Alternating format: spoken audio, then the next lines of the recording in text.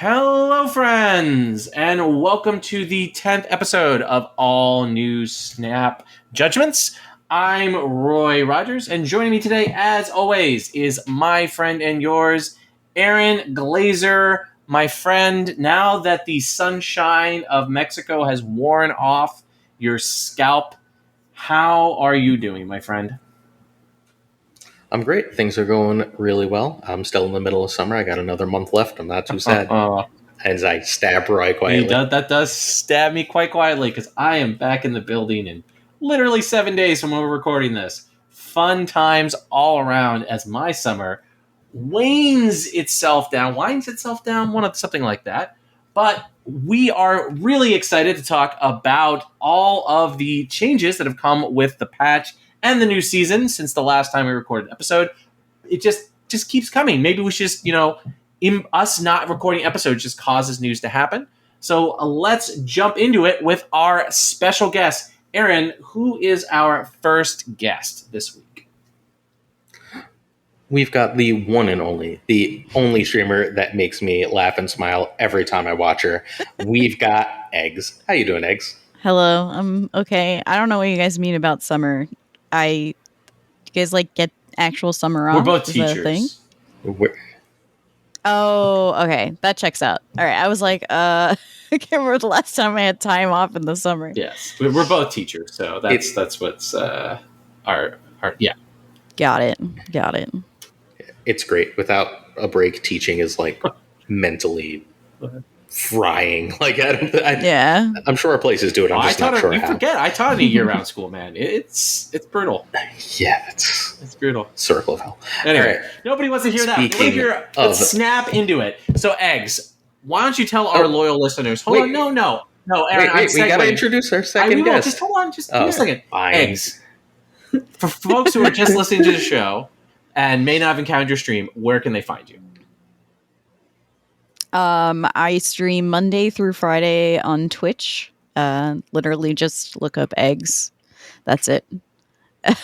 I've tried to make it as easy as possible. So yeah, Monday through Friday from 9 a.m. Eastern until I get tired, which is usually around 3 p.m.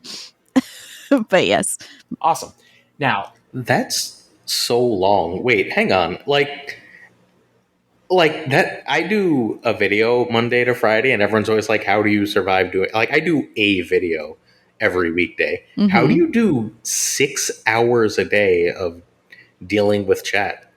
It's rough. I think it shakes out to 115 minutes a month. Hours a month. Which a lot.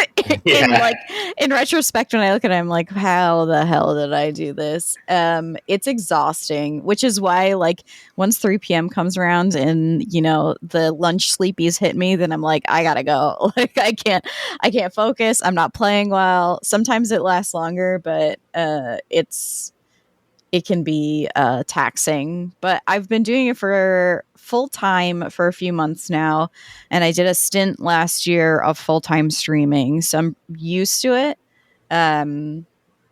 It's definitely more fun than having a real job. That is for sure. Completely fair. All right, so I in the mail put a crown in, which is the crown of the person who has appeared most on our podcast now, who is not myself and Aaron. Glazer, who is our extra special guest that we have this week to join us with Eggs? We have Marvel Snap Zone's newest content creator making tier list videos left and right on YouTube. We've got the man who knows how much money to spend on Snap, Savage Yeti. How you doing, Yeti? I am good. It was a long work day today, so I'm excited to be back. I don't know when the last time I was here was. It's been a while. About a month ago. So am I finally passing Bootman with this episode? You'll be lapping Boot before you know it. You can only see him in your rearview mirror now. There we go. I got the metaphor right. Perfect. That's my main goal here. There you go. Awesome. So Yeti, for those folks who are just tuning in or watching on Marvel Snap Zone's YouTube for the first time when you're on the show, where can they find you besides our partner Marvel Snap Zone for your content? So Savage Yeti Gaming on YouTube, Savage Yeti Gaming, now on Twitch. I think I've streamed twice now. So hopefully I can stream a couple times a week. So check me out on there. And then Savage Yeti YT on Twitter. Awesome. All right, folks. Oh, I have other socials. I don't know how to talk about myself. Oh, go ahead, Egg. You can give us your other socials too. I'll also ask you at the end of the episode, because that's what they say is best practices. Okay. So you can give them now, though. What's okay? Well, I'm trying really hard to get 3,000 followers on TikTok so that I can also stream on TikTok, which is not easy. So follow my TikTok, please. It doesn't cost you anything. It's super free, by the way. Except maybe your personal data. That's not free. It's not free anywhere. You could give. It's just Hyatt's eggs on TikTok and Twitter too. Yeah, there you go. Sorry. Yeah, I'm on TikTok too. Go follow me there. I have 130 followers. So let's go. There we go. I tried to do TikTok and I made like 6, and I was like, "What am I?" No, and I just never logged back in. So there's a Snap Judgments TikTok. There it is. The other day I had to go and when that like Euro dance video thing broke out on YouTube, like the parody of the Euro dance thing, I like wanted to watch it, and I went to TikTok and it brought up the Snap Judgments TikTok because one time I logged in on it on my computer, and that's the only time I've ever been on like TikTok. So there we go. I do know that the Snap Judgments TikTok exists, but let me tell you about our active social media accounts, which are at SnapJudgeCast on whatever Elon Musk is currently calling what used to be known as Twitter. We are, of course, on the Marvel Snap Zone Discord. We are the official podcasting partner of Marvel Snap Zone, and we're so happy to be part of their community. They have the best large Discord in the Marvel Snap community. You should go there. Glazer is interacting there 24/7, 365, even when he's on vacation in Mexico, even when he'll be on vacation before you know it again, because that's just what he does. Glazer will be there engaging with you. You can also email us at snapjudgmentspodcast@gmail.com, where we will try to dig your email out of all the kick spam we get. We've got Snap Judgments at Tabletop VIP, which is Mastodon, everybody's favorite extinct animal social media network. And most importantly, besides our podcasting partners over at Marvel Snap Zone, is our YouTube at Snap Judgments Pod, where every single weekday, some weekends, sometimes twice a day, just a whole lot of content is being produced by Glazer. Glazer, if our loyal listeners became our loyal viewers, what would they find on the YouTube right now? Dakin and Spider-Man. So many decks for Dakin and Spider-Man. You're saying it wrong. I know. It's a fake name. Hey, it's on purpose. I'm gonna change how I say it 7 times this episode so everyone gets annoyed. I got yelled at so many times today. It was exhausting. It's a fake name. It's a fake name. Like, just who cares? He hasn't even appeared I've in alternated the back movie. and forth multiple times. I don't know. Anyway, I'm sure we'll have plenty of time to talk about the lore here, because that's really what we do on this show. But let's jump right into it and talk about Glazer. Switch the slide for us, please. The Conquerors event. All right. I was clicking. So, for those of you who are able to watch the Conquerors event, sorry, that was such a sad sigh. What was it? How was it run? Was it an enjoyable experience? Why don't I'll swing it to you, Eggs. This is the first time on the show. What did you think of the Conquerors event? If you want to explain to our loyal listeners what it was, that would be great too. Mm-hmm. So Second Dinner got together a group of 20 creators across Twitch and YouTube to participate for who could complete the fastest infinite ticket to get an infinite border. So you had big names in there. Jeff, Nina, Dexter and Cozy were hosting. Yeah, there you go. Molt. Gosh, who else was in there? Were so many of us. KM. Yes. So, goodness. Mentally exhausting to start off. Just a lot of, you know, I going into it, we were all expecting it to be like the win streak, who could win the most games in a row, and we were all fine with that. Despite the fact that, you know, people can stream snipe pretty easily now. But then they changed the rules on us like 2 days before the event, telling us that it was going to be the speed run of the infinite ticket. And yeah, no one was happy about that, which was unfortunate. So as hard as we tried to steer them away from it, it didn't happen. And just the format was really rough. I don't know. I mean, we've all experienced an infinite ticket before. It's very tough. Like, you want to spend as much time thinking about your moves. It's like playing in a competition. It's playing in a tournament. In this format, the only thing that you can do is snap on turn 1 in every single match and pray that you win, because otherwise there's no way you're going to be able to complete the run. So yeah, the event came around. It was really well produced as far as like the production goes on the stream. Dexter and Cozy did an incredible job. The skits that they did were hilarious. If you have not seen them, I'd highly recommend going to check that out. But as far as like the runs go, we started seeing people doing 9-minute runs, 15-minute runs, and we're like, that's physically impossible. There's no way you could possibly do that. That's 9-minute runs is like 2 minutes per game, if at all. So it's just crazy. So everybody was getting really stressed out on stream because we saw these numbers and we're thinking, how the heck are we supposed to like make this happen? What am I supposed to do? It's impossible. I was ready to give up halfway through the stream, but I pushed through. I didn't end up being able to get a infinite border on the stream itself. I had a really good run that was set on the scoreboard as 29 minutes for completing my 4th match after 29 minutes. So if I was able to complete that 5th match, I probably would have sat on that podium. Sad. But the last match, just they threw the perfect perfect deck against me. It was unfortunate. And then the days after it, they added this 48-hour thing where we had 48 hours to try and take the first place spot. Dara set his winning record shortly after the stream concluded. So we were all trying to get that 32 minutes, and I tried so hard. I spent way too much money trying to make it happen, which was the most unfortunate part. Could not get it done. Ended up on the last day just kind of being defeated and saying, this isn't going to happen. I'm not going to drive myself crazy. Yeah.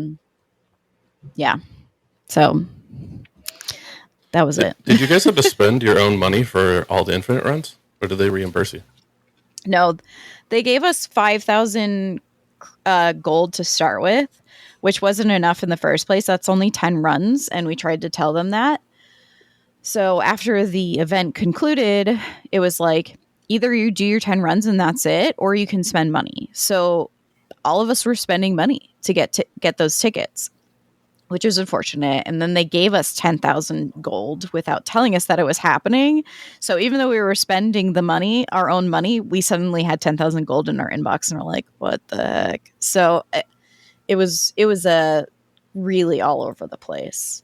Holy shit. Yes.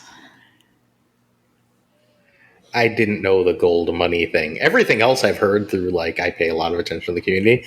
The gold, that's the most second dinner thing I've ever heard in my life, isn't it? Yeah. It was, I mean, the 5,000 gold was just not enough. And I think a lot of us were stressed out about that because it's like, if you whale, you will get the most chances at making this happen. And it's not like there was an actual prize on the line. There was no money at stake. But it was just, people were voting for us and cheering for us. And there's a lot of smack talk. Like, people were being really rude to me.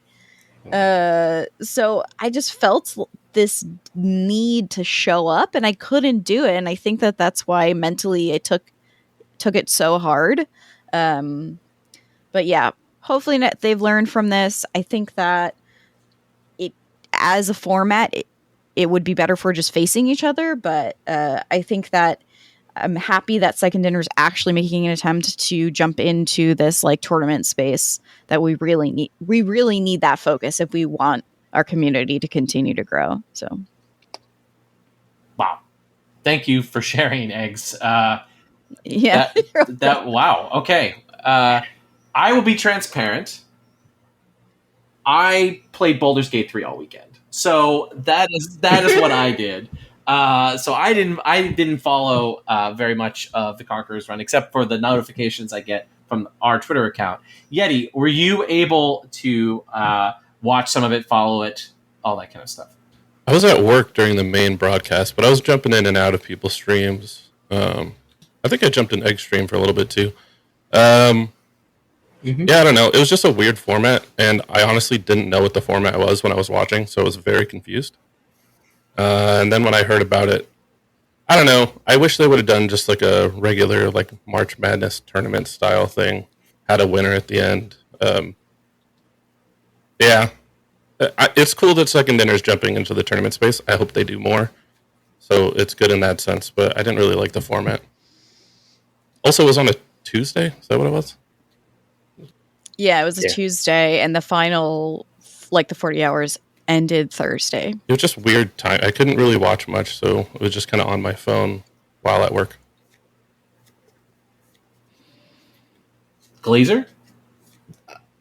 I watched for about 2 hours. I watched Eggs and Nina. Those were the two streams I was in.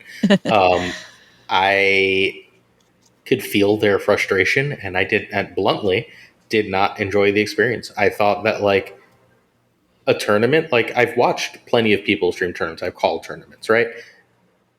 The feeling is entirely different. I think that Second Dinner needs to get involved in this space because like more people have never watched Snap at the same time. It's if they want to grow their game, this is one of the simplest things they can do, but they should probably have someone dedicated to doing it well instead of haphazardly. And they need to like have it planned before they start announcing things. So it was planned, and But then it was replanned. That's the weird part. So Tribe, I don't know what to call them. Are they like a gaming association? I don't know if you're familiar with. They recently recruited Dexter and Cozy. They ran the event, so they had their whole production team. They organized it, dealt with like contracts and stuff like that. And we were given a rule book pretty early on, and the rule book was very confusing. The whole thing was very confusing. And for a long time, we were like, when are you going to announce this? We really would like to start talking about this on our stream. They didn't announce it until like over like 7 days before. So we really didn't get time to promote ourselves. Snap didn't really give themselves time to promote themselves. It was just unfortunate. It could have been so much better if it wasn't so rushed. It's probably a good point to move on. Like an event that was good in some ways, but could have been so much better were it not rushed. Yeah. Still many, many worlds left to conquer. So let's jump into the new card for this month. We are back in it with the X-Men. So this is our third X-Men season since global release. We've got Daken, Wolverine's Dokken, whatever his name is, Wolverine's Edgelord's son. That's what he is. When I think about this character, I'm like, it's Wolverine's Edgelord's son. All right, so what does Wolverine's kid do? Is the on reveal add the Muramasa Yeah. shard to your hand? That is a 1-for-1, and when it's discarded or destroyed, you double Dakken's power. So, Yeti, what do you think about this season pass card to start off our brand new August season? So I really wasn't excited for it when I saw it. I know a lot of people were. I haven't played it much today. I did run into it a lot, and it just seemed like a worse Thor. It just seemed like it was just always worse in every situation. So, still not excited about it. I do think that once the other cards come in this season, it might have some potential, like with Silver Samurai, and maybe just a more full deck based on Destroy with X23 or something. But outside of that, just feels clunky. You double his power once, and he's just a 3/8, and it doesn't matter. So, yeah, I'm not that impressed. Eggs. I don't know. I feel like I gave it a lot of time in discard, and I felt like that was a really good place for it to be. I don't think the idea of moon girling the shard itself is ever plausible. From what at least from what I've seen, I haven't had a chance to try that. I think the best combo you're gonna see is probably Dakin played on Wong, or Dakin played and then Absorbing Man and then MODOK. And it's also kind of scary because you're just like pumping up this dude, and then unless you've set yourself up with an armor lane, you're very vulnerable, and that's only power in one lane. So yeah, I don't know. He's a card. I don't feel passionate about it. Like in the previous seasons, I've they've created new archetypes. Like, I mean, MODOK is a really good example. Everybody was playing discard because this card kind of pushed the discard back into the spotlight. But this is just meh. It's a 3-cost card, so it's got a home, right? Like, if they print a card that costs 3, I guess outside of Loki, because Loki does not feel like a good surfer card because he chucks your surfer.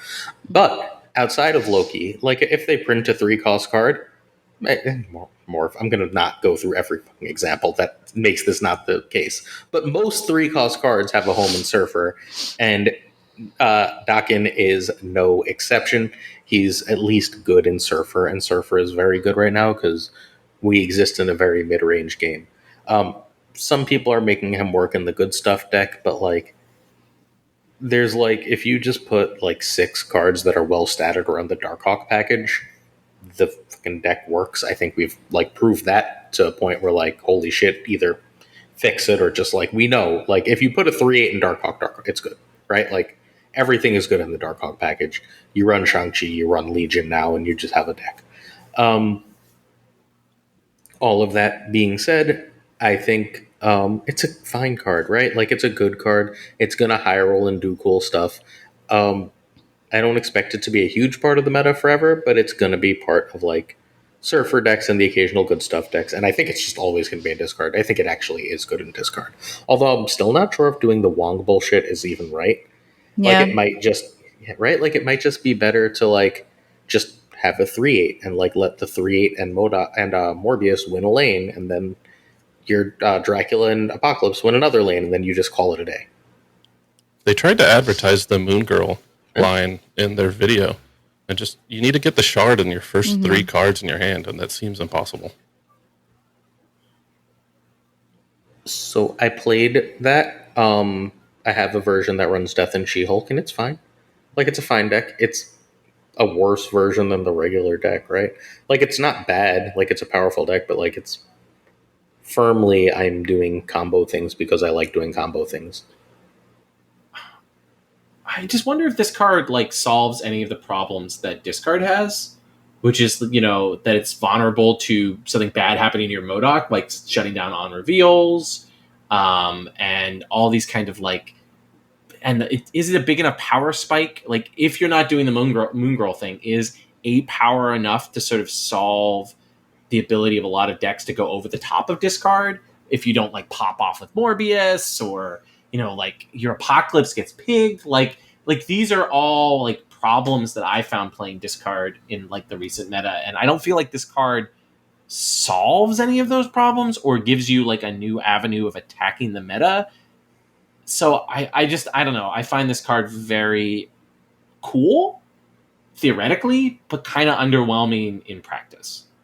I have not played with it yet since it just came out today, the day we're recording. But So, Eggs, did you see that Glenn said they're re-nerfing Spider-Ham? No. Not nerfing. Yeah, Glenn said he was asked on Twitter, it's like, hey, I hear you're changing Spider-Man. He said, yeah, I think next patch. We don't know how. My guess is it hits a random card, which still shows you, but like no one knows. But they're changing Spider-Man. Spider-Ham. They already changed Spider-Man. I have zero insight into that at the moment. I know that there's a lot of feedback being given from the creators to the second inner team. Yeah, I don't know. It's so tough, and I think that this is a good example of why they're not releasing a mass amount of cards in one fell swoop, because trying to balance what already exists is more important than releasing a crap ton of cards at once. But I have been seeing a lot of people trying to make Dokken work in Destroy with Killmonger, so that could be a thing. I kind of want to play with that tomorrow. That's cool. That's a very cool line. I'll send you a deck when we're done. Someone, who was it? Devilish? Maybe Devilish has like a 70% version of that deck right now. Oh, okay, cool. I'm waiting for X23 before I go there. All right. Make my shard free. Yeti, any final thoughts about Dukin? Not really. I mean, I don't know. I was never sold on him. I'm still not sold on him. All those ideas sound really cool. I just think he's going to suck. All right. Final question. Short question. Does this card make you want to buy the season pass?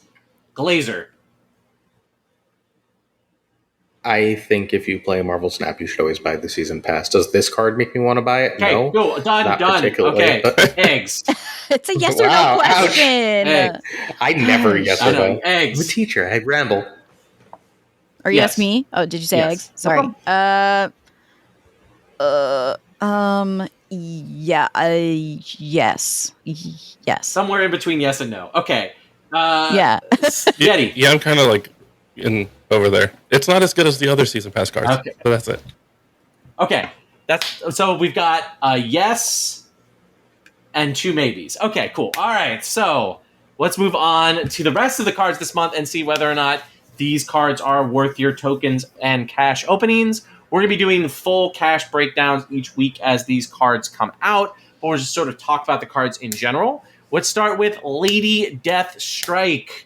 Classic Wolverine villain, 5/3 on reveal. Destroy each card here with less power than this. Eggs. Is this a card you want to put in your basket? Go ahead. Oh, God. I don't take kindly to egg puns.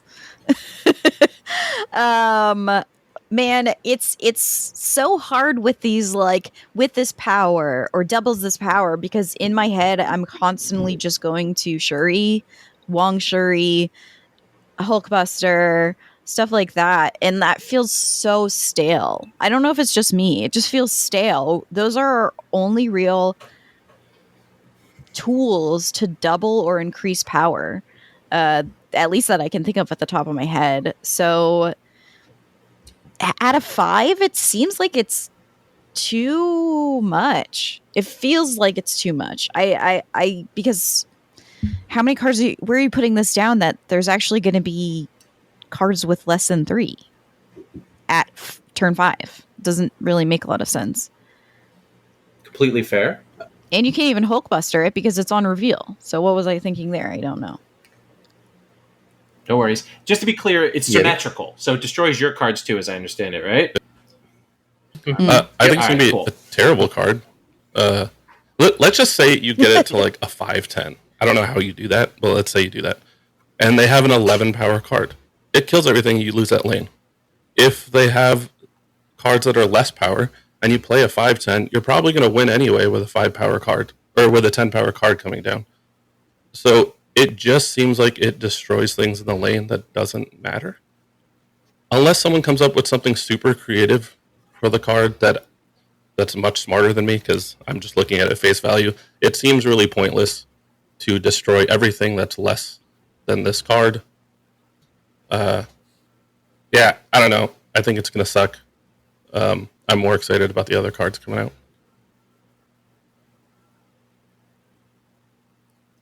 I too think it's going to suck. But I think its only real use is it's turn 5 and you just need to kill a few more things so your death is free next turn. So, like, you just drop this on a lane that has as much kind of filler crap as possible, a couple squirrels, some bullshit. You clean up all that bullshit. Like, it's almost like a really shitty Killmonger. Mm. So, like, I don't know why I'm paying 5 for a shitty Killmonger, but that's what I see it as. Like, on the last turn of the game, I want to be able to play Death and Null, so I'm, like, relatively safe from Shang-Chi and Enchantress and so on. So if I play this on 5, I'm probably not throwing priority, but I'm getting enough things to die that I can do my big, powerful thing at the end of the game. I don't think that's going to work. But, like, I think that's the best use What I've power found. would you play it at? 4. I played at 4. Wait, cost? Oh, Like, okay. I picked a 5/4 that did this. A 5/4. If this were a 5/4, I would play it. I think I need to be able to, like I'm already killing Yondu. I'm killing Bucky. I guess it would have to be a 5/5 because I need to be able to kill a Carnage that killed one thing, right? I don't want to kill a Carnage that killed 2 things, but I want to kill a Carnage that killed one thing. Like, because I really think the way I want to use it is I just want to kill enough decently powerful stuff to death knell. It could also be a partner to Sentry. Yeah. I mean, it's a good way to combat goblins too, but even then it's just very situational. Like, how many people are going to be running goblins? Hardly anybody plays that anyway. Dracula meta. It kills Dracula. That is true. It does kill Dracula. Yeah, that's for me. Like, on the face of it, this card is really powerful. Anything that says like destroy cards is, an interesting effect. But Negasonic Teenage Warhead and Spider-Man 2029 have made me gun shy about these effects, like, and how good they're actually going to be in practice. Because Second Dinner has definitely sided, I think, on the side of caution with blowing up your opponent's cards, except for Galactus.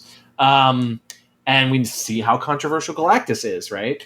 And, I think Killmonger is the most consistently, like, popular and you played, like, destroy your opponent's cards card. Shang. Yeah, and Shang as well, yeah. And they're important, release valves, and I don't see this being that either. So I think it's going to end up just not landing, but it is a cool effect. And I think some of the big brains in the world will come up with something really cool that you can do with this card. I'm sure there is something busted at some point that somebody will figure out, and it'll be fun to watch on a stream or a YouTube video. But I would not. This is definitely not something I would spend tokens on. How about y'all? We'll start with Glazer. Spend tokens on Lady Deathstrike, or open. This is going to be the card that makes me game incomplete. All right, Eggs. I have all cards, so I'm impartial. I purchase everything. Should a regular user buy it? Absolutely not. Okay. Yeti? Yeah, I don't think so. I just got complete, but I don't have that many tokens. If I get enough spotlight caches, maybe I'll have some impulse buy somewhere in the week where I open until I get it. But no, I don't think so. Even if I open it, I don't think I'm ever playing it. All right, well, I'm going to start with you with this one, which is X23, who's a 1/2 that proving that Laura here is Wolverine's daughter. When this is discarded or destroyed, or clone daughter, when this is discarded or destroyed, regenerate it at a random location and you get +1 energy next turn. Yeti, X23, what do you think? Okay, I'm sure it's because I haven't thought about it too much. I think people are like way too excited for this card. It doesn't seem that great. It seems like a cool effect. I'm excited for what people come up with. But in order to take full advantage of it, you need to be able to destroy it and make use of that extra energy on curve. and I think that's going to be a lot harder to do than people think. So I think it fits more in like one of those one-off decks if you're going to destroy it to get a Galactus out or something. But I think it's going to be harder to abuse than people think it is, and so I'm not as excited like to get the card and try it, but I'm excited to see what people do with it. Eggs. I think it's an interesting one. It feels sort of like a. Sorry, I'm going to equate this to like Nimrod being Shang-Chi'd, and that there's no real escape from it. So if X-23 gets Killmongered, it just goes somewhere else and happens again. So I feel like it could be an interesting card to sort of bait in a, I don't know, a zoo deck or something like that actually gets those out early, or stops them from playing the Killmonger at all to stop you from gaining that energy. But it sounds interesting. I mean, I love cheap cards. I love seeing cheap cards. I'm all about the big bads, but when we get these cheap cards that really become new pieces in the good cards decks, then that's when I get excited about. So yeah, I think it's going to be an interesting one. Standard Destroy is close. But like the problem with Standard Destroy is the same thing as the problem with like a Hazmat deck or a High Evolutionary and make everything go negative deck, in that the tool exists to stop them if it ever gets good, right? Like if High Evolutionary gets good, everyone just sticks Armor in their deck. It's a Series 3 card. Not Armor, Luke Cage in their deck. It's a Series 3 card, you go on with life. This, you play Armor and Cosmo and just go on with your life if it becomes too good, right? Like Armor is a perfectly fine tech card. You drop it, you hit there. Like if they're playing this, they're playing other destroy stuff. So even if you like miss the X-23, you're going to get a Bucky or whatever bullshit, right? And like at that point, you've gotten so much value, you've like derailed their whole deck. When the meta is not ready for it, so like next month when the meta isn't looking for this card's going to be sweet. Destroy is very often one energy short from its combos. Like even on the last turn, just being able to play whatever, like Null and Deadpool seems amazing. But like when it comes out, it's coming out in the middle of a Destroy season, and it's going to be the card of the week. So I think it's going to be weak for that week and strong eventually. I definitely agree that this is a Deadpool card in particular, because like one of the weird things is like Deadpool throws you off curve, right? Because you got to find that like additional energy and then blow him up. But if you can consistently put him in your X-23 lane, you can just sort of, it pays for the Deadpool next turn. So I think, and Deadpool, the Deadpool Destroy variant is always like played a lot because Deadpool's a popular character. Always to me felt playing against it was like kind of almost there. And this might be an enabler that like pushes that to the best way to play Destroy. That's sort of where I sit with this card. I don't think this card is like the greatest thing of all time, but these like utility enabling one drops have consistently shown to be like really powerful. I mean, this is not Kitty Pryde, but it's in like that same kind of like enabling one drop space. Less powerful, thankfully, but still there. And I'm definitely, this is a card that I will spend my tokens on.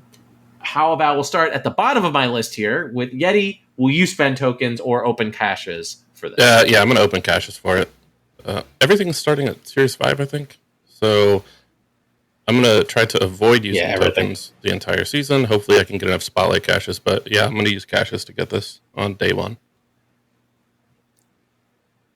Eggs, not considering that you're always series collection complete, would you spend caches and or tokens on Laura here?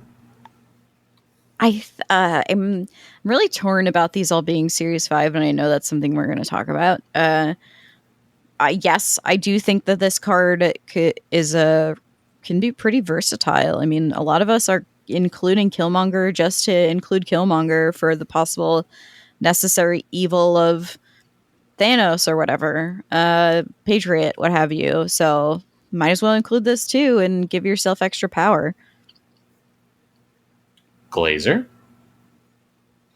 Yeah, I've got either 7 or 8 caches. I'll have 8 by the time X-23 comes out, or 9 by the time X-23 comes out, whatever. I'm going to open some caches for it. Also because this comes out with Silk, and I would really like a Silk variant. There you go. So win-win for Glazer. All right. Last new card of the month and synergy, folks. Silver Samurai, a 4 cost, 5 strength or 5 power. On reveal, each player discards the lowest power card from their hand. Eggs, what do you think of Silver Samurai? Underwhelming. Why do we need another Moon Knight? Why? I don't understand. I get it. It's good for your kitty player. It's for stopping pig, for Dawkin, but it just, I don't know, X23 too, but I keep listing and then it's sort of like, oh wait, it sounds pretty good, but at the same time it's a 4 cost. So why are those cards still sitting in your hand on turn 4? Swarm. Swarm has 3 power. It's power. Oh, it's power? Cost. Oh, okay. Oh. Well. Yeah. Exactly. Everyone misreads that. Exactly. It's bad. I don't know. I'm underwhelmed by it, I guess. Gets Iron Man from your opponent. And Null. Darkhawk. Wait, does Null... Hold on. I actually would need to go and look. What is accumulating power in hand? We don't know. Null does, but we don't know if it counts for something like Silver Samurai, or if it's still reading as a 0 and it's just a visual showing. We're going to have to wait and see. Okay. But if Spider-Ham hits a Darkhawk, that Darkhawk is 0. If Spider-Ham hits a Null, that Null is whatever power it was. So I would assume that Null's power stays. But if you play this on turn 3, your Null's probably not very big. It might just be the lowest power thing. Does that mean it hits Darkhawk? And it also will hit Dracula too. Yes. And it hits Dracula or Darkhawk too, right? So it hits Dracula, Darkhawk, so you can't play it in the good stuff deck, which is where my brain went with it. The Darkhawk good stuff deck. And it hits Iron Man, yeah. I'm excited to try it in some Zabu, Ghost Rider, Iron Man, Darkhawk, Hela type of a deck, where you just get this to discard your Iron Man and then Ghost Rider it somewhere, or maybe your Darkhawk if it's in a Darkhawk shell, and then play Hela on turn 6. A lot of people try to make Hela, super high roll. We're resurrecting a bunch of 6-drops, and I think just playing Hela and getting a couple good cards is good enough. So I'm interested to try in something like that. And I think it just opens up, again, I'm curious to see what people come up with. I'm not the greatest deck builder or anything out there. So cards like this, I think, give people opportunity to get creative. And so I'm excited for it in that sense. Yeah.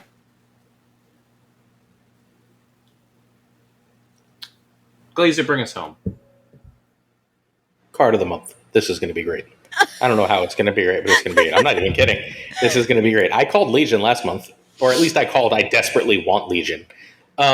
This is the same kind of card. It's going to be really good. The problem I foresee if this card is not great is that very often the lowest cost card in your hand is going to be a rock when you're trying to actually discard something for an effect. And you don't want to spend your time discarding rocks, right? Playing a 4/5 to discard a rock from both of your hands is a shit effect. But assuming that the meta isn't all rocks, we're starting to see Zabu non-Darkhawk good stuff lists. And I think that this is going to have a home in those, just because on turn 3, they're going to have that Darkhawk / whatever in hand, right?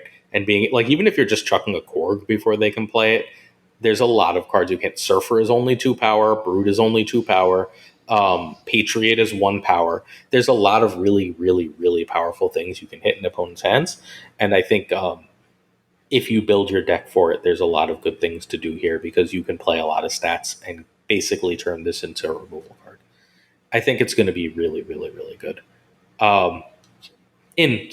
Specific Zabu shells. And my evidence for this is everyone, including me, made fun of Stegron, and I'm trying to learn the lesson of making fun of Stegron. Because Stegron isn't an A+ card, but it's a good card, right? It's really hard for a 4/5 to be bad when Zabu exists. All right, same question, starting with Glazer. Well, I think the answer is clear. Tokens, caches, obviously. opening. All right, Eggs, where you land here? I'm unsure. I don't know. I don't think it's worth 5,000 tokens. That's my answer. There we go. All Series Yeti? 5 cards you should open with caches, and if you're going to get any cards this month, I think this is the one to get. So. All right. Well, what do we think about that? What do we think about all the cards this month being Series 5? I believe this is the first time since in 2 months that all of them are Series 5, right? Both the Spider-Verse and the Phoenix season both had the variable seasons, right? Had 2. Yep. And so what do we think about them going back to the all Series 5 strategy? Last time was, I believe, started with Egg. So Yeti, you can give us your hot take first. Disappointing. I don't know. I feel like Second Dinner always takes a few steps forward and then just has to take a few back. And it's like a requirement for them. I don't know why they couldn't give us one card at Series 4. Make Death Strike Series 4 even. I don't care. But releasing them all at Series 5 just optically doesn't look good. And obviously, I'm trying to make the most out of the little money I'm putting into Marvel Snap. And this makes it much more difficult to do that. Kind of forces me to buy maybe one of the cards with tokens. And I don't like doing that because it's inefficient. There we go. Eggs? Oh, man. This has sort of reached the point where I can't defend this decision. I feel like there's a lot of things that Second Dinner does that I can give them the benefit of the doubt, but this feels like I can't defend it. Why do we even have Series 4 and Series 5 anymore at all? If the way that they expect us to get these cards is through caches, and they're taking away, they already took away our way of getting tokens.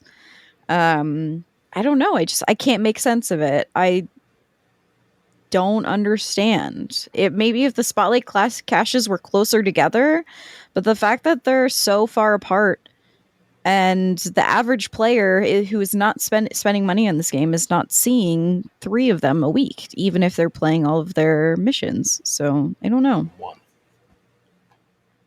One a week. 1 a week. Okay, that's even worse. I didn't know that. Yeah, it's gross. You get 1 a week. So I don't know. It doesn't make any sense to me. So, like, not only is this asinine, I'm doing my best to stay even because this actually makes me furious.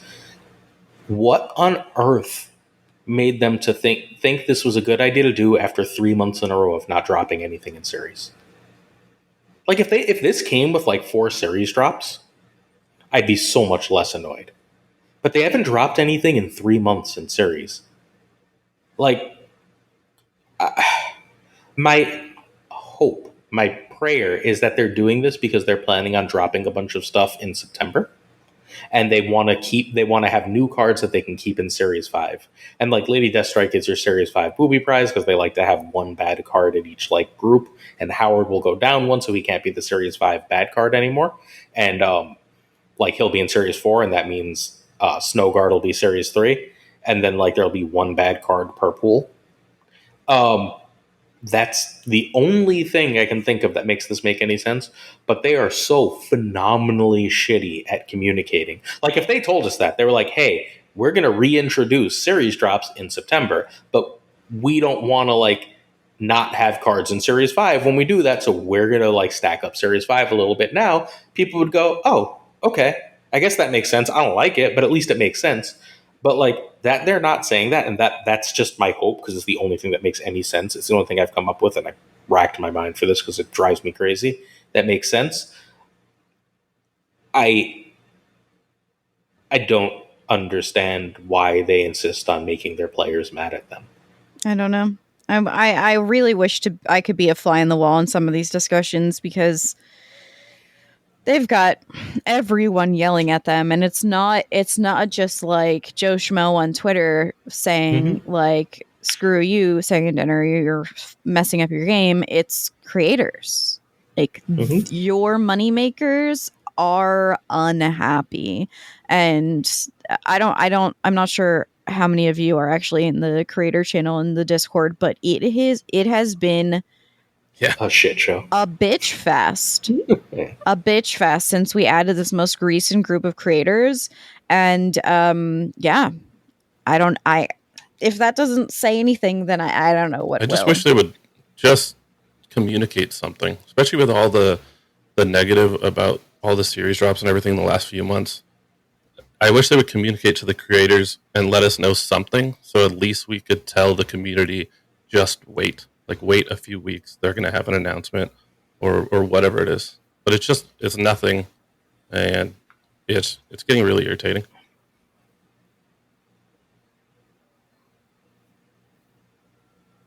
It is very strange this game has not finalized its distribution system coming with A year in. the year anniversary coming up.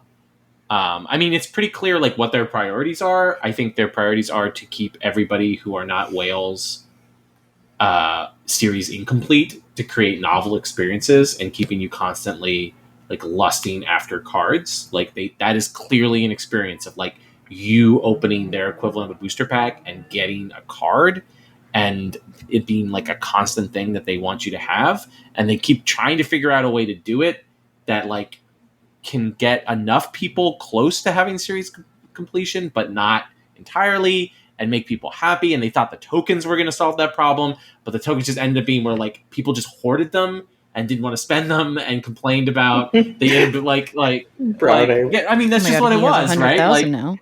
it was literally like gold in like an RPG game, right? Where you just don't spend it, Yeah. and like it just sits and sits and sits and sits because it's inefficient for you to spend it on anything. And so they've been trying to like fix this, but like I think that their goals are like fundamentally opposed to the primary way in which particularly the loudest players like want, which is that they want a constant influx of cards at as low cost as possible. And I think that they didn't use a traditional distribution model of the equivalent booster packs, like all of the work that Wizards of the Coast did 30 years ago to prepare human beings to get collectible cards, like Second Dinner isn't actually really relying on that infrastructure here, and that makes it like really hard for them to get something that works for them making money and is a satisfactory like experience for its players. And part of me feels like when we get into year 3 of Marvel Snap, they're just going to be selling you boosters, right? Like but who like that would require sets to be a lot bigger than they are now. Like there's a lot of like infrastructure and decisions that they made that probably made sense in their initial design. And I'll say that like series 1, 2, and like half of series 3 were fun experiences. But once you get into these higher ends, it wasn't fun. Like the collecting the cards. And I think Second Dinner got like too tunnel visioned about that experience, and then has like kind of failed to build out from that. And this is just like another example of like their inability to meet their players' needs with their financiers. They also they try to generate hype with the new Marvel movie coming out, like the Guardian season. Here's a Guardian season you can play along with the movie. Here's a bunch of new cards that work really well together, but you can maybe buy one of them. So come back to our game, come play, have half a card, and then enjoy. Maybe you can play these cards in a few months. I just feel like the two philosophies don't mesh well together.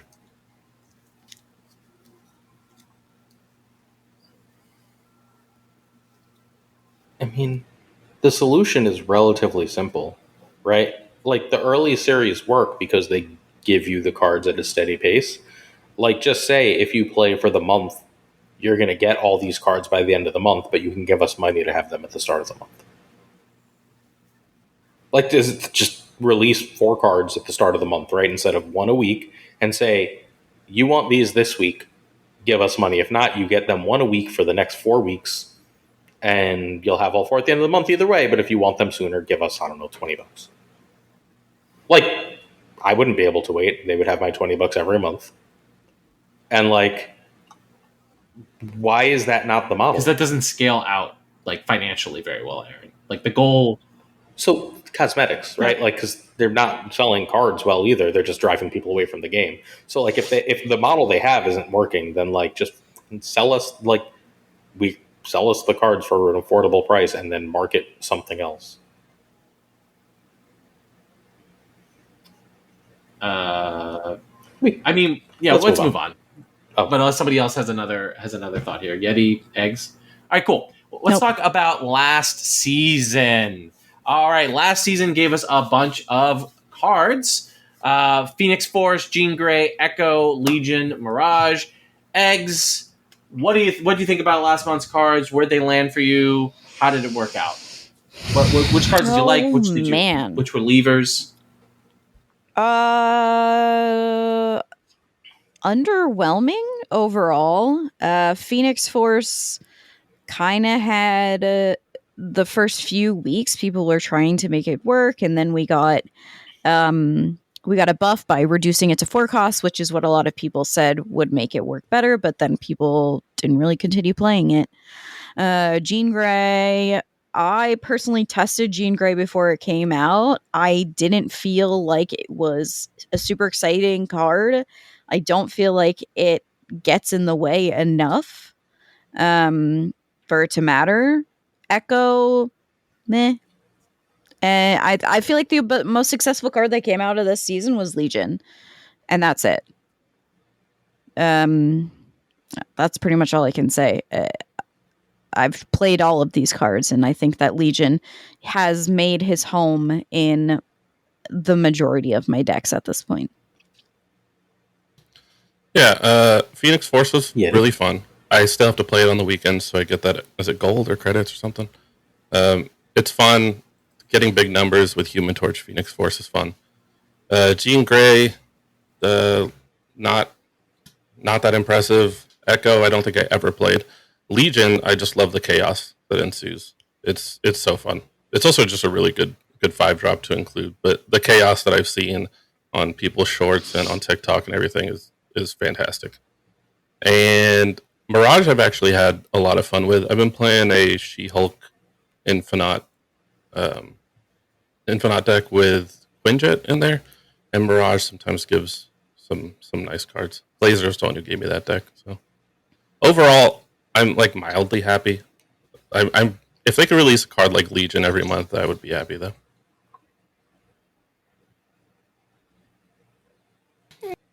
They are. It's called Silver Samurai. So I think that it's a bunch of C+, B- cards and an A card. And like ultimately I'm fine with that. I had a lot of fun with Phoenix Force. I checked my win rate with Safety's Phoenix Force deck because like everyone talked so much shit about the card. But my win rate with Phoenix Force is still like 67%, 68%. So like, I don't know, card worked for me.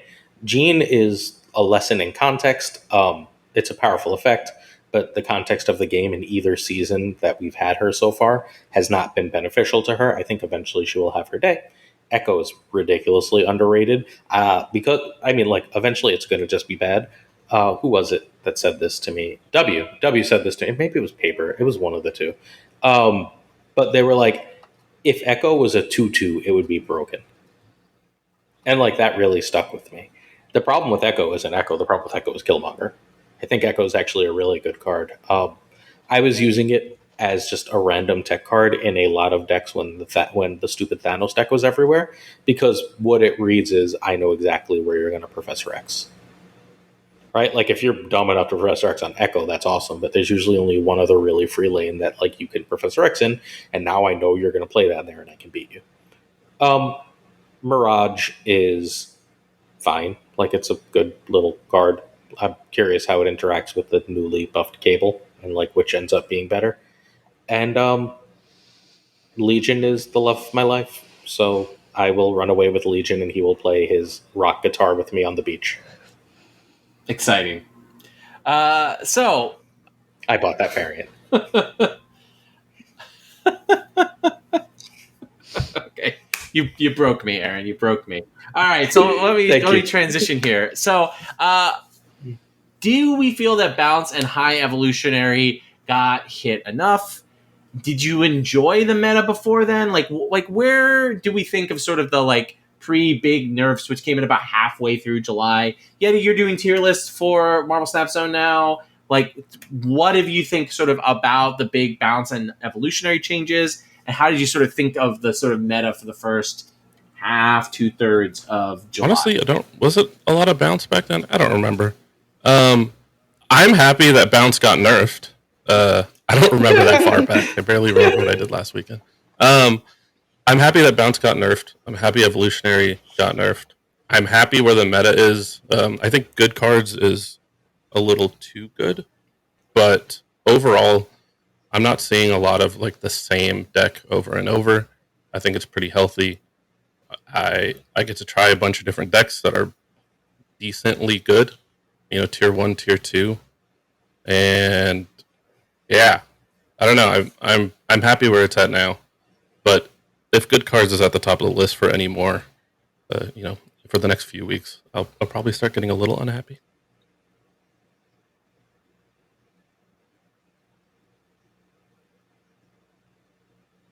Eggs? I still feel like they're both very strong. I really enjoyed Bounce. Bounce was at its pinnacle when I was in the UK for Creator Clash, and it's fun. It's hard to combat. Evo feels like it's in a good place right now. The change that they made to Thing today, right? That was in today's patch. I'm not making that up. Yep. Okay. You got it. That felt good. That feels like a good change because I was sort of feeling like it was lackluster when he was focusing one card and it couldn't go lower than 0. So if having more of he's just like a better wasp at this point. And as far as goodness, sorry, I'm trying to formulate my thoughts here. As far as the nerfs go, I feel like it's in a good place. I feel like Bounce is still around. I do see it a lot. The changes made to Kitty, like the most frustrating combination that exists in the game has still not been taken care of, and that's Kitty on Shuri's lab. I would do anything to get that fixed because it's just an instant loss. And it's very frustrating that it's even worse now that she's a 2 cost, that she has 2 power rather than 0.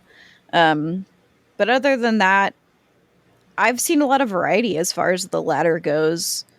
I feel like the meta is in a really interesting place right now, and I think that these upcoming cards are really going to change a lot of things.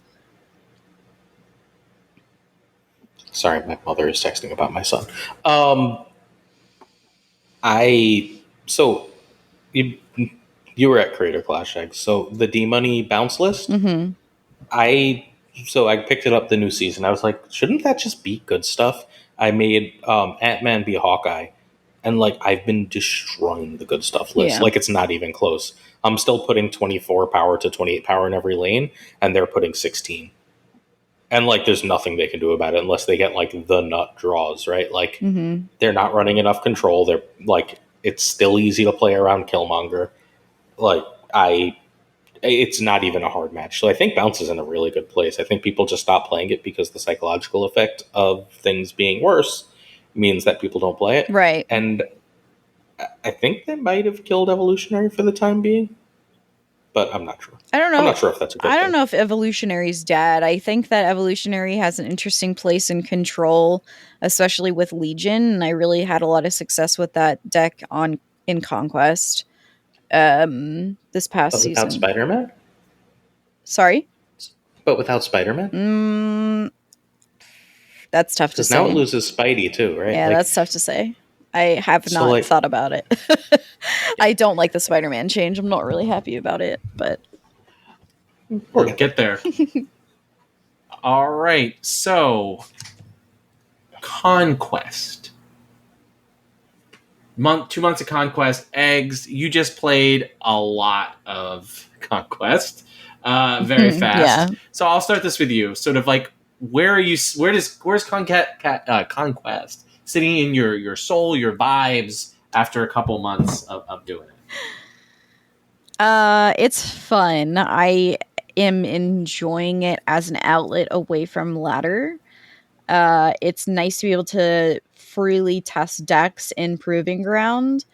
I feel like there are a lot of quality of life things that need to happen in order to make it a better experience, including fixing, like adding safeguards for roping, because that is one of the most frustrating things to experience. And I know that I'm a little raw on that because of the speed running, but still, it's just that hurts. It hurts a lot. And if they're gonna boast that this is the fastest card game in the multiverse, then they need to make a change to make that actually true.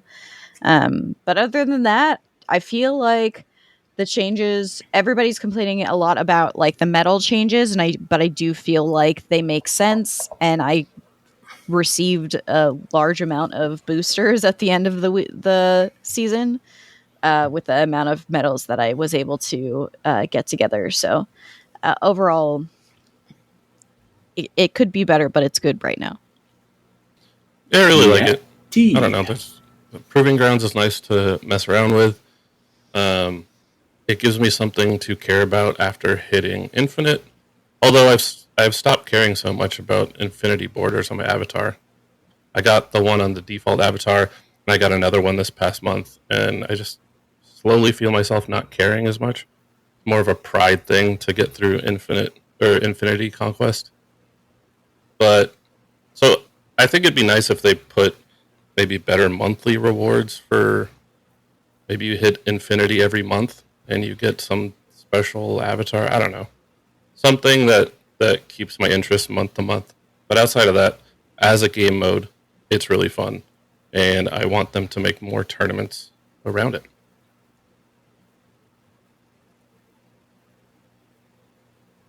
Glazer? Good times, great memories.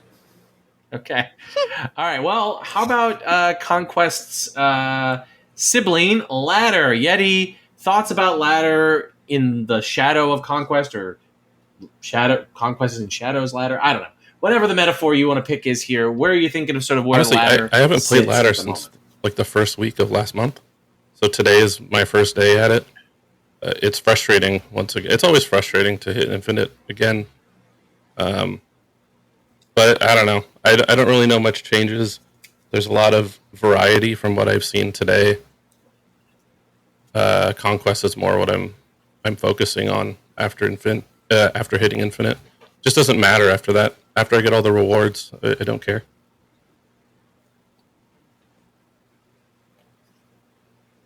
All right. Eggs? Same with me. I haven't touched ladder since first week of last month. Today, lots of bots, which is exhausting. Mm-hmm.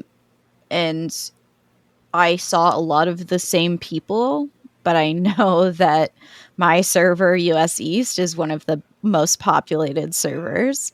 So it's just weird. It was a weird experience. I really, really I played want a lot global of bots from matchmaking. 70 to 80. And then from 80 to I think I'm like 87 right now. I played the same 4 people like multiple times in an 8-hour span. It was very weird. Yep. That's kind of nuts.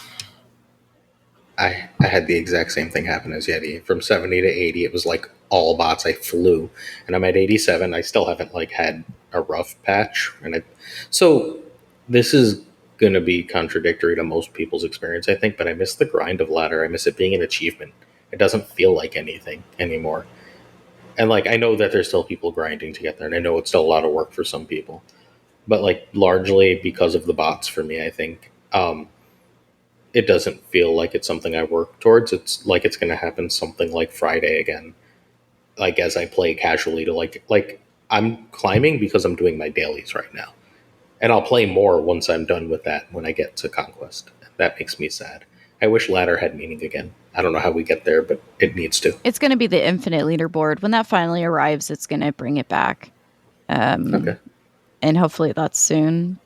But I mean, I agree with you. I purposely play shitty decks to make the climb interesting, to lose those 8-cubers and keep the grind interesting. I don't really care to hit it quickly because it's more fun to create the drama of the climb. So I let it linger at least for another week or so. All right, I'm going to throw this one to Yeti too, since they're the numbers person that's here on the podcast. Spotlight caches. What do you think about the changes? What do you think about how sort of a full month of Spotlight So I am caches happy about went? the 1,000 tokens instead of the variant. I think that change was necessary. So that's a plus. The change from getting 50 tokens to either a gold ticket or 100 tokens, everyone was really mad about it. I know Glazer was really pissed off about it, but I mean, it's more stuff. I wish they did more. I wish it was, 100 tokens each or something. But I mean, it is a step in the right direction. I like gold tickets. I'll use them. I know that there's a lot of people who don't play Conquest, so in that sense, it's pretty useless. Yeah, I wish we would get more tokens on the from the Spotlight caches and just from regular caches in general. But I think these are a step in the right direction. I'm happy with them.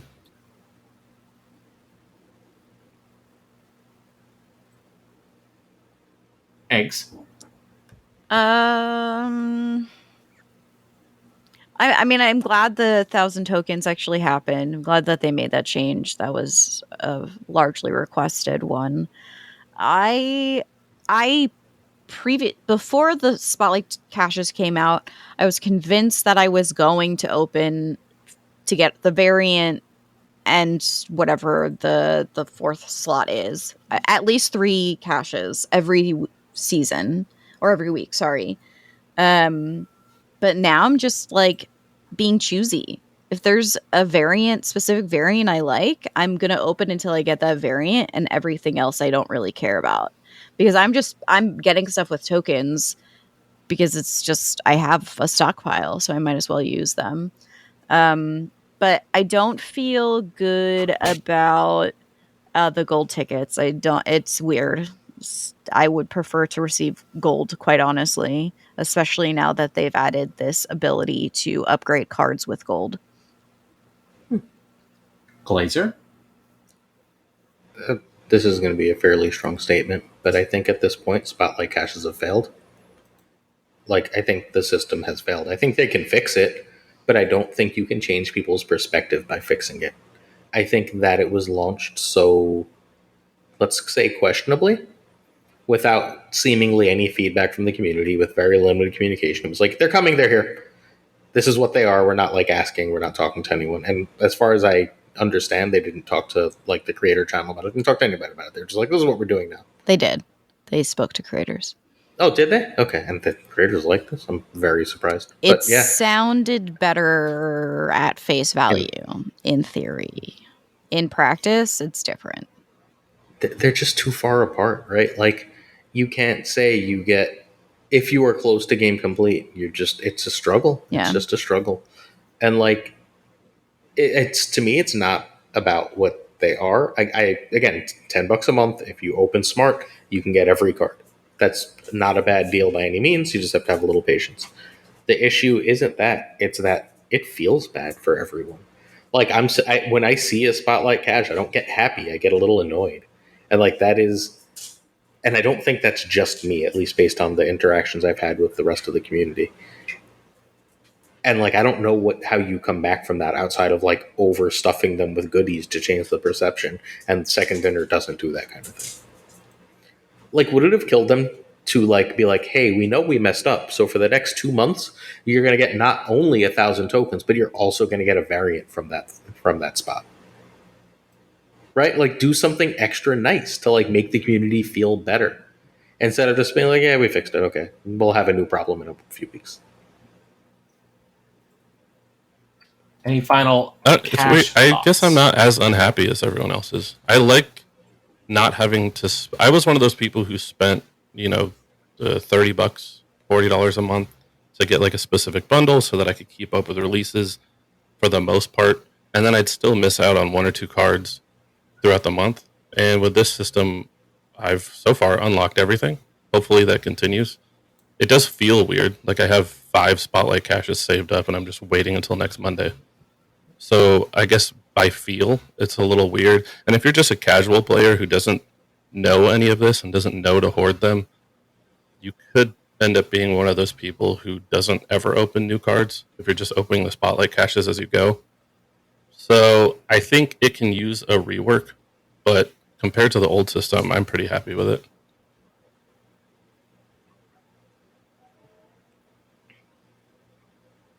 All right, let's jump real quick into the development roadmap.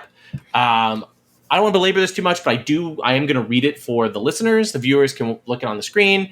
There's 3 categories, just like the last time they released this: coming soon, in development, in concept. What we've got coming soon is a PC launch, Twitch drops, card upgrade improvements, seasonal audio, Conquest is getting polished, infinite rank revamp, and global matchmaking, the first phase of it. And then in development, which means coming soon. It's coming soon. In development, moderate amount of time. Prestige level, spotlight cache improvements, collectible emojis and card emojis, a personalized shop, smart decks, new infinite splits and split system improvements, ultimate variant evolution, and then things that could come, probably might come, maybe, I don't know, they're sitting on a whiteboard somewhere, is in concept, and that's guilds and social systems, mythic variants, PC controller support, making it so that you can play on your Steam Deck, and new game mode and seasonal journey improvements. All right, the 3 of you, is there anything that stands out to you of this development roadmap that you're excited, or that you're like, I wish something in this would move into the coming soon or already in the game sort of category? Yeah. Twitch drops. Makes sense. That's makes sense. purely selfish. We deserve that. Please and thank you. And make. I just want a draft mode to come to the game. So they just need to put that. I'll probably stop playing other game modes if a draft mode comes in. So hopefully that moves from in concept. I assume that's a draft mode. If it's anything else, I don't know what they're doing. So yeah. It's definitely draft. People I keep can't throwing imagine around what like a else they would- PvE could mode, and possibly it come just up seems with. like a terrible idea. They definitely said in the past that they were not interested in adding PvE to the game. So Hearthstone said the same thing at the beginning of Hearthstone. that is true. So I will probably eat my hat at some point. My hair's out of control. As long as you don't eat Yeti's hat. He's always wearing that thing. That's nice. All right. Anything else that folks want to talk about when it comes to this roadmap? I think it's like relatively straightforward myself. One thing. I don't want mythic variants. I think make your ultimate variants worth it. They are, in terms of money, like $70 to $100 each.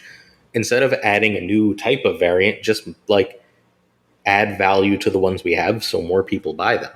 If you add value to the ones we have and more people buy them, you make more money. Like instead of adding a new one for like the same 6 whales. Well, it's definitely more than 6 whales because this game keeps chugging along just fine. All right, so let's move on to the balance changes. All right, we've got the first wave of them that came out on the most important day of the Year of Our Lord 2023, which was Baldur's Gate 3 release day. All right, so the OTA card balances. Hawkeye got +3 power instead of +2 power. Hulkbuster went up a strength. Vision went up a strength. Carol got the largest rework, where she went down a cost and a strength from a 5/6 to a 4/5, and then Absorbing Man became a 4/5. These are huge changes, particularly for an OTA. This is one of the most aggressive OTA updates that they did. What do we think about this? Eggs, what did you think about this sort of wave of OTA? We kind of got like back-to-back, week-to-week changes. What did you think about Yeah. these? I was really happy to see the Captain Marvel change. I used her a lot in my Lockjaw deck as just an extra body, something that can come out of Lockjaw and move as a surprise. That was like my original casino deck that I was running, and she just felt too expensive at a 5. So I think 4 is really nice, and to have her in Zabu range, I love. Absorbing Man, I'm glad he got a buff. He definitely needed it, and kind of adds viability to a lot of the new cards that are coming out. And the other one's Hawkeye, whatever. Like, I don't really care. He's still not that great. Hulkbuster, whatever. Vision, same thing. I don't know. Those are the two notable are Absorbing Man and Yeah, Captain Marvel. that sounds pretty accurate. I think Hawkeye is getting played more in some bounce lists now. And then Vision, I see it included. There was always this fight between Vision and Captain Marvel in Shuri lists, and now Captain Marvel's not okay there. So Vision, a 16 power Vision's nice. Outside of that, I just started trying an Absorbing Man Surfer list. So I've only played a few games with it, so that's a little bit exciting. But yeah, I don't know. Cool changes. I'm glad when they make changes like this. The Captain Marvel one, she's basically a 3 cost now if you play Zabu. So that's exciting.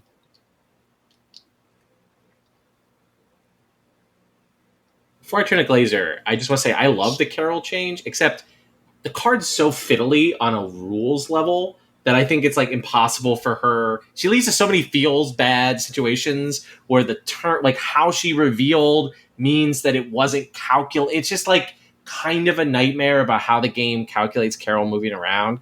So I think she'll never be a top tier card just simply because like she doesn't do what you expect her to do. Like 25% of the time, in my experience, because I both love the character of Captain Marvel and I think the design is really cool and fits the character really well. So I play with the card a lot, and I have lost games. I'm like, it's going to definitely work this way, and it definitely didn't work this way for reasons that remain mysterious to me to this day. Glazer, to you, what do you think about these changes? All right, Hawkeye is a bounce card exclusively, but it's a phenomenal bounce card. It's a 1/7 there, or if you get Bast on it, it's a 1/10. 1/10 makes up for most of the lost stats of Kitty and Hitmonkey. And, like, that is more than enough for me. I think Hulkbuster actually doesn't matter. I know people are trying to make Hulkbuster a thing. I still generally don't think Hulkbuster is a thing. I'm willing to be proven wrong. Vision is fine. If you didn't buy Legion and you want to play all those cool new Legion decks, Vision's a really good card to play, because as Legion tries to lock shit down, Vision does a really good job of countering that. Captain Marvel is very good. Again, like, you made it a 4/5. 4/5 and 4/6 are, like, almost exclusively cards that you should be, at least, if not playing in your deck, considering in your deck. And Absorbing Man is meta. I think it is the single biggest reason that Surfer is back. Absorbing Manning a Brood right now feels absolutely phenomenal and is so easy to do. Absorbing Man a Dakin right now, I've done it 7 times today, is so easy to do. It's fully on curves. It's just like, because of where it sits, it's not even like a card that I want with Zabu necessarily, although the double rock slide thing also feels really like overpowered. Like, can we nerf rock slide to like a 4/3? Please, pretty please. Yeah, the 6 is really heavy, honestly, and I don't know how it slipped under the radar for so long. They put it to a 5. I still just think it's too good. Oh, it's a 5 now? See, I don't even know. It's still too strong. Yeah. Too much. It's just too strong. But like you play it in that deck as a 4/3. It's just, I think that card being so good is why that deck is oppressive. I could see them trying to 4/4. And no one ever complains about it. Yeah, I just think 4/3 and take it out of the meta for a while, and you can always pump it. But yeah, I think like this was a home run. I think everything but Hulkbuster is really great, and like Hulkbuster has its stands. Like, a lot of people really like Hulkbuster. I just happen to not be one of them. I run it in a deck or two.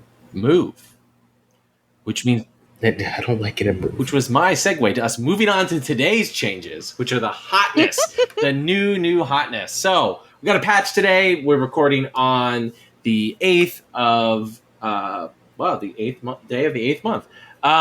So let's put Spider-Man aside. Let's talk about Thing. who now afflicts 3 random enemy cards. This is, of course, the evolved version thing. Afflicts 3 random enemy cards with -1 power. A very important functionality change. Cable kind of got a redesign, even though it's just a fact where he draws the top card of your opponent's deck.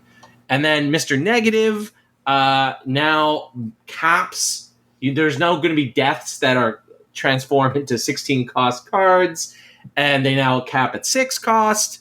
Rogue and Magic kind of got slight functionality tweaks. Magic's the important thing is you can now play Magic on turn 6. She just doesn't do anything. Her on reveal doesn't work. And Rogue now triggers on reveals if it copied an ongoing card, which I believe is just basically attacking Mystique, right? And Absorbing Man, I believe is what that does. For Rogue, it's Mystique, Electro, okay. and Soulstone. Okay, those are the cards that it does.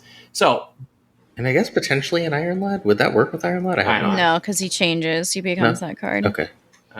Well, so besides Spider-Man, who we'll talk about sort of separately because it's the single biggest change. What do we think about the tweaks here that were made in today's patch? The Thing nerf was necessary. Yeti? It's really annoying having one card at a location and having it -3 power. So I'm glad they changed that. Cable, cool. Mr. Negative, cool. Rogue, cool. Magic, it's not a dead card on turn 6. I mean, it's pretty useless still, but at least you get to play it if you need extra 2 power.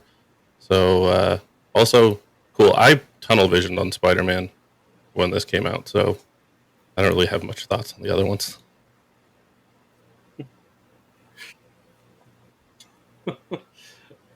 Eggs? Everything's fine. I don't know. Whatever. It's a pretty basic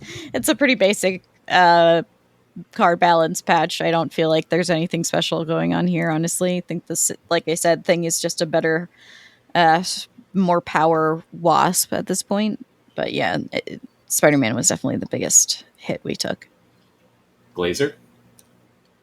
So I got 2 things I think are worth saying. I think Negative, if Legion leaves the meta for a little while, this is a huge difference because Negative is now consistent due to Magic, but Magic is sort of scared off by Legion. Like you can run America Chavez and Jane in Negative and basically like guarantee yourself a Negative by turn 4. And like if you've got that Jane or you draw that Jane on 5 or 6, you've got a full hand of zeros, and now you're going to town with like an extremely, extremely powerful deck. I think that there's something there. I think it does need Magic or it just straight up doesn't work, and Legion is in like every freaking deck. My Magic thought is silly. I'm really sad we lose the cool Magic shenanigans where you would like put Magic on Invisible Woman and then pull the Invisible Woman out of the way on turn 6 to reveal a Magic. Or like you do that Space Stone trick, same basic idea with Space Stone. That doesn't work anymore, and it makes me very, very sad. But like, whatever, it's better this way. It just, we lost a cool trick. Yeah, I think Negative not drawing like literally unplayable cards is a huge buff to Negative. Like it turned, you can at least play this Death or whatever as a 6-drop if you really just need something to put on the board to pump up an Iron Man lane or whatever. I think is like a Living Tribunal if you're playing the Tribunal version of Negative.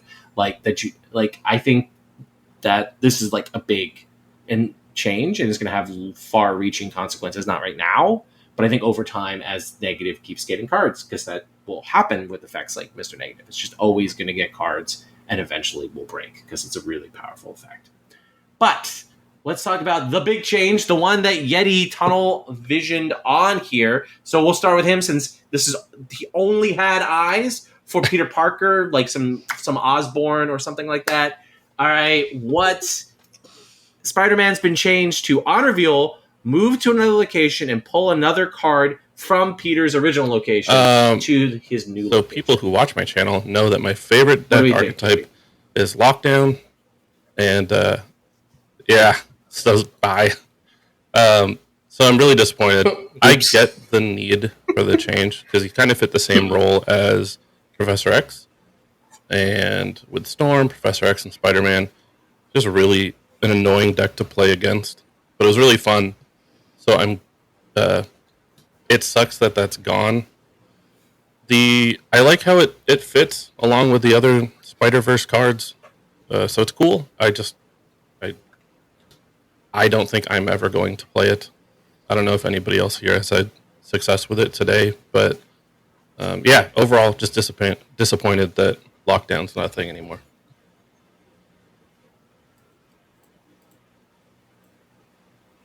I mean, not 100%, but satisfying it was to storm and win a lane and then Spider-Man and laugh at your opponent.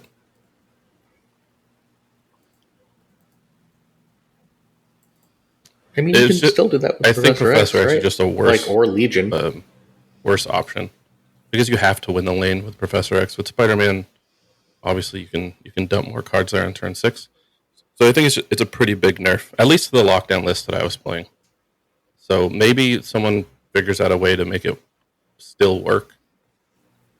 I am happy that Galactus and the Spider-Man's no longer a thing.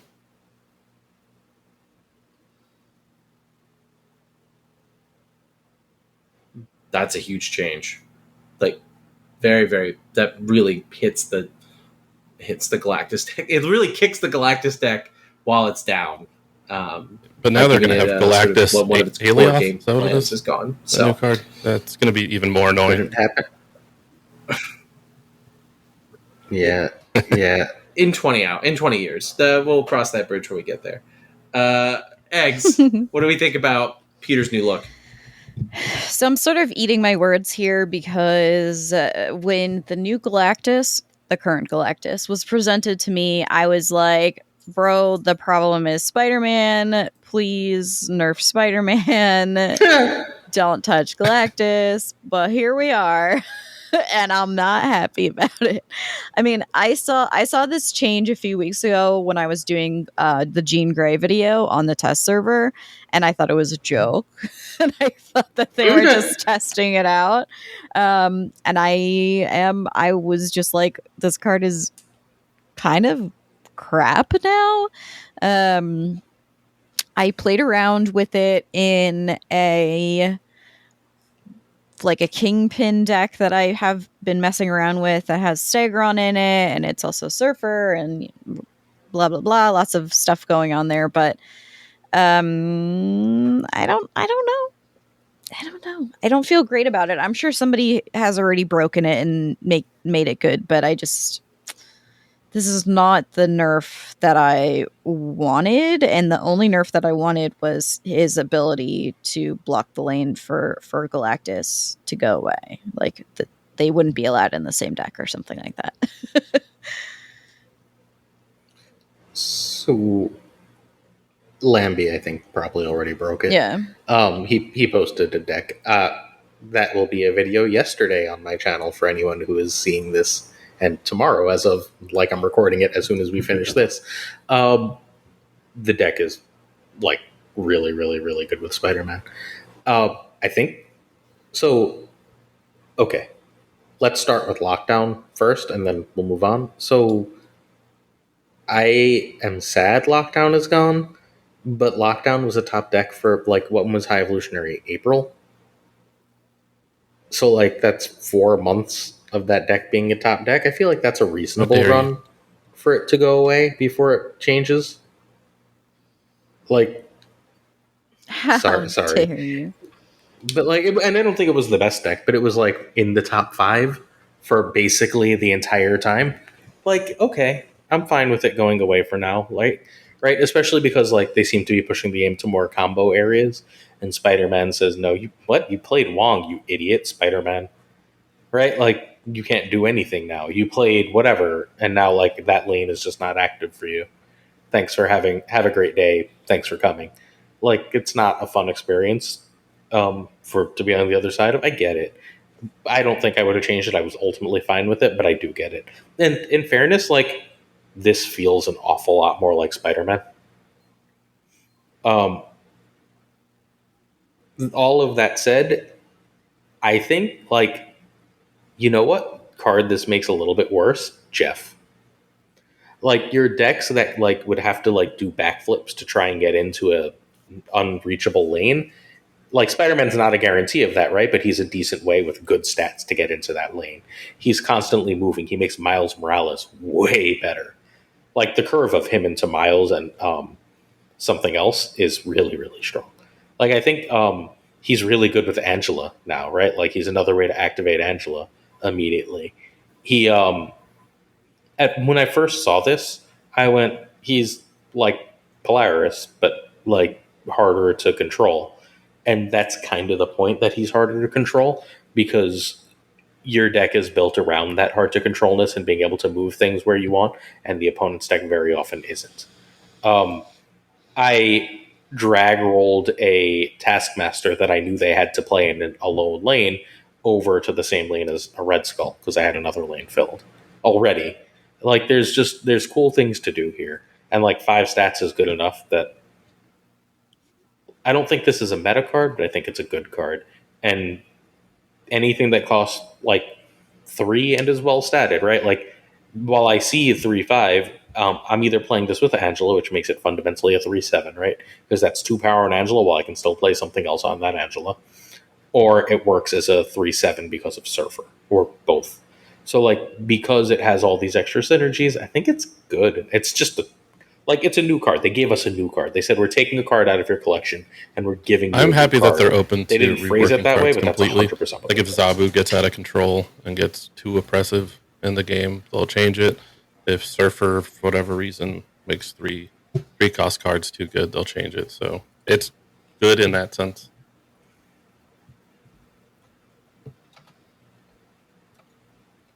For me, the writing was on the wall when they doubled down in the Spider-Verse season that the theme of the Spider-Man characters is that they move, and that the marquee Spider-Man card didn't involve move. Like I think Spider-Man in an abstract was a really well designed card, like in the sense of like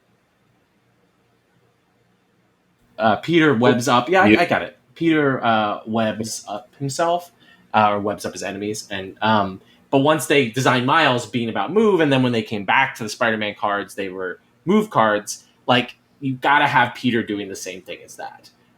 This is a very much like the heart of the cards kind of argument. Like that's where the heart of the Spider-Man theme package went. So something like moving the marquee card into that makes like just a huge amount of sense. And it has some added benefits of like making a generally unpopular like and sometimes unpopular archetype a little significantly worse.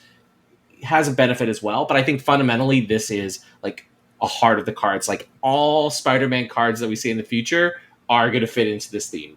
Like that is basically what this is signaling, and in the same way that Guardians cards are like doubling down on this like play, countering with your opponent and where they play. So we'll see. So also, if you like cool animations, play him on top of Silk and you get to watch cards like popcorn. That's always fun. Does it like skip the animation sometimes? That was my favorite thing about Not yet. Which deck was that? Was that discard? Yeah, hyper Modok bullshit, yeah. Anyway, this I think brings us into the end of our episode with our final segment, which is variants of the week. We have 3 beautiful variants here. The first and foremost is the Todd McFarlane Black Suit Spider-Man. Which one of us picked that one and why? Or were there 2 of us who picked Todd McFarlane? Hi. I picked it. I just think it's really different compared to all of the other Spider-Mans. I just love symbiote Spider-Man in general. I think the suit is dope, and this is a really cool card split, and I have it inked, and it's just sick. This is also my pick. I refuse to buy it because the middle one is good enough. Like it is the middle one is my second favorite, and they gave me that one for free. So like, well, for $9. For $10, I guess. Right? Yeah, but I wasn't buying it for the variant. The variant just happened to be there. I generally prefer comic art, and B, as a kid, I don't like spiders, and I thought Spider-Man looked kind of dumb. I'm aware that it's an iconic costume, but then I saw Secret Wars happened, or Secret War. First one was Secret War, right? Secret War happened, and that suit blew my little 7-year-old mind. And I love symbiote Spider-Man. And while I don't always love Todd McFarlane art, early Todd McFarlane has such a cool flow. It's gorgeous. All right, we've got the sort of Into the Spider-Verse inspired Spider-Man here, I believe, because I know which one I picked. Yeti, which So Todd McFarlane was my favorite, and then I got this one in the season pass, and for whatever reason, it grew on me. So it's my favorite now. I also really like the Chibi variant that came out in the bundle, but I didn't buy it, and I don't have it. So this one's my favorite. Yeah.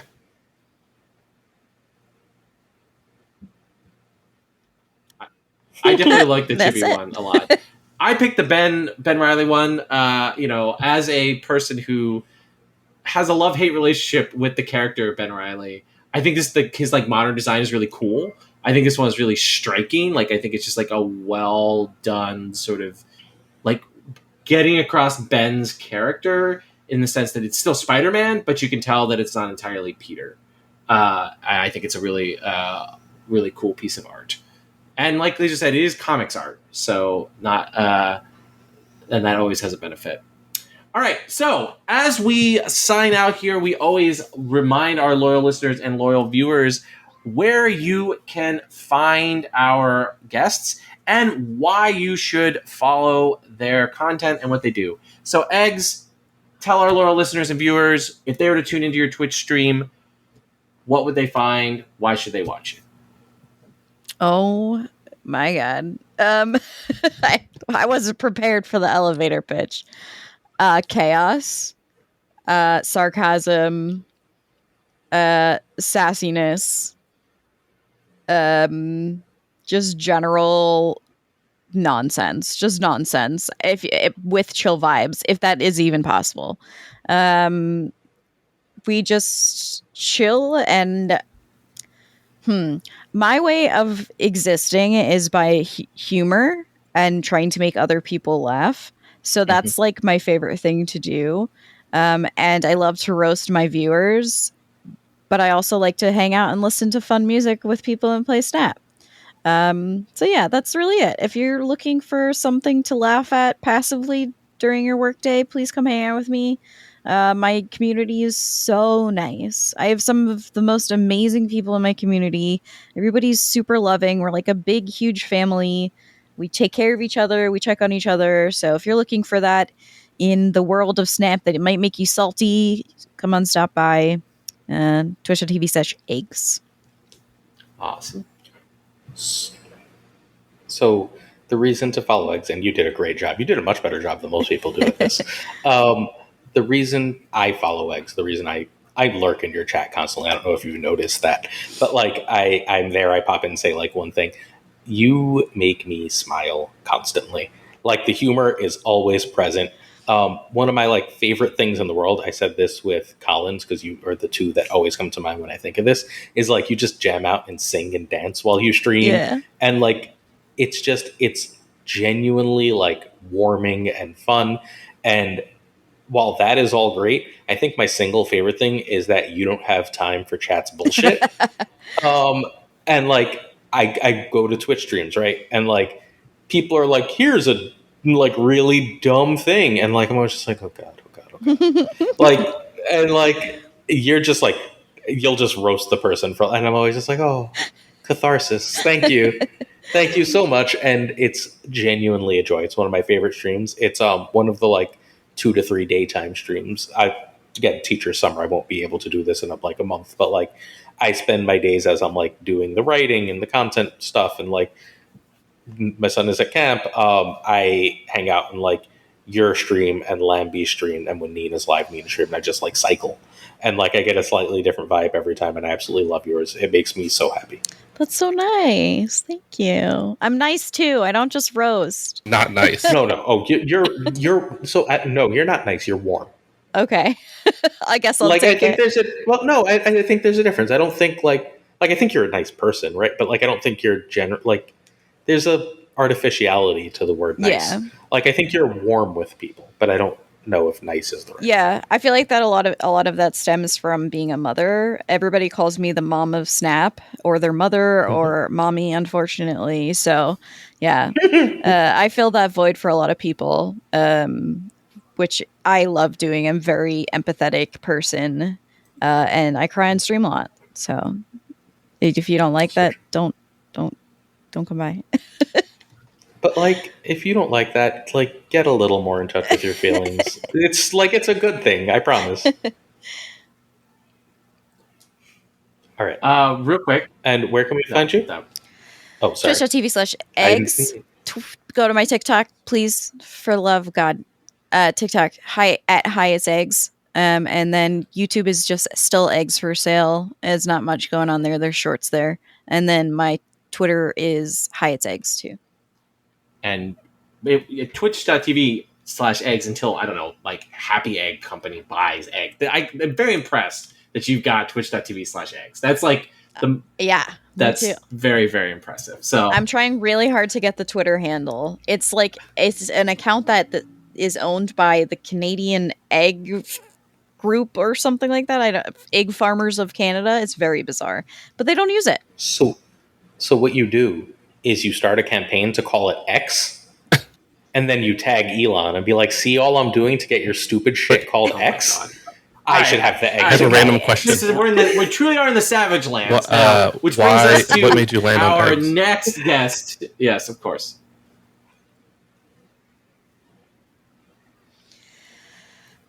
!eggs lore in chat. My maiden name was often mispronounced as Eggy, so it became a nickname that I've had since I was in high school. Just Eggy. So it just carried it along. Here I am. Ooh. Okay. All right, Savage Yeti. You've been on the show. Our loyal listeners, loyal viewers should definitely know you by now, but sell your content. Maybe talk a little bit about how the content you're making for Marvel Snap Zone now.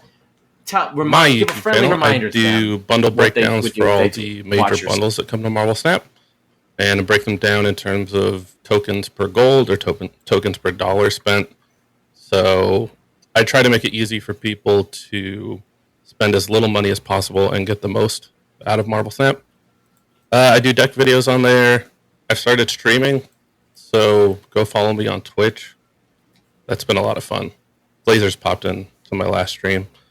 I got to come up with a consistent schedule, but for now, it's just kind of randomly after the bundles post. And I started doing the Marvel Snap Zone tier list. That'll be every Monday and Thursday, or I guess the video comes out Tuesday and Friday, and that'll be the tier list for that'll be the tier list for Ladder and the tier list for Conquest on Friday. Until we can. I did talk to Den, and he might maybe give me the thing a day early so I can get the videos done. But yeah, that's my stuff. Go check me out. Also TikTok. Go follow me on TikTok.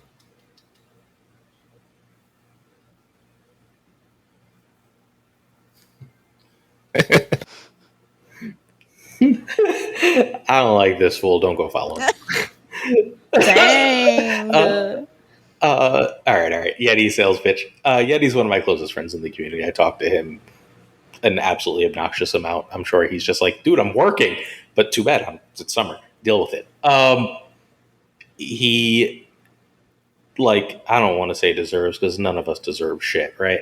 But like, as much as one can, deserves to be super successful at this. He's an incredibly analytical, incredibly warm, and incredibly kind person who does a great job with everything he takes on. So he deserves success and support as much as anyone can in this world deserve that kind of thing. So if you have the ability to support him, please go.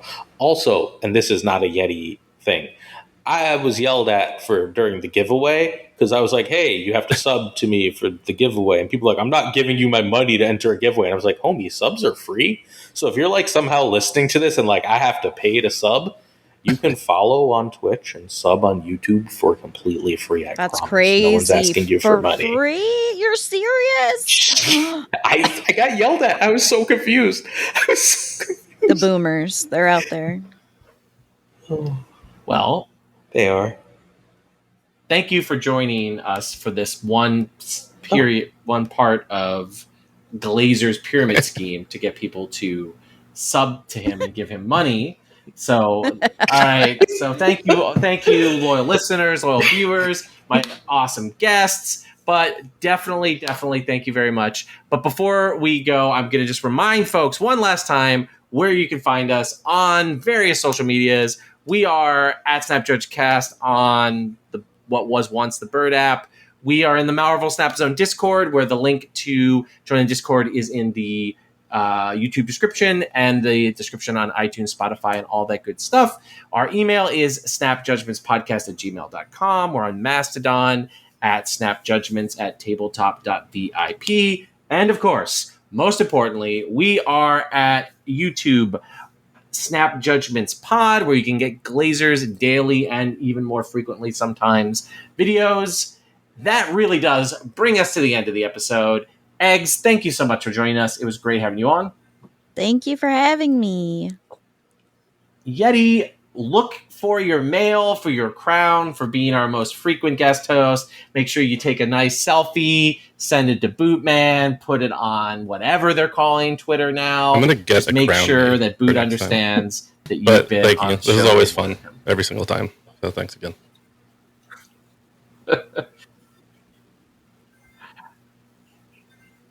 And Glazer, as always, thank you very much for joining me. Morbius thing? What's happening?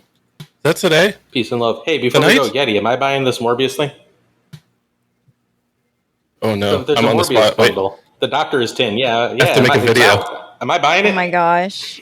Okay, we're doing it live, folks. You're on the spot. We're doing it Let's go. live here in my closing here, where we are almost an hour longer than I wanted to be. We're here. We're trying to bring it home. I'm looking at Yeti, my answer the spreadsheet. man's question so we can all go home. If I'm you're being 0%, bullied. I'm supposed buy to be it. playing Baldur's Gate right now. What are you doing? Yeah. Your mouth to God's ears, Eggs. That's what I was supposed to be doing this evening as well. Like I've done every evening for the last 7 days. Probably Or not, more. unless you have 0 Series 4 or 5 cards. Yeah, It's so was your really answer, not worth Yeti? it. So don't buy it.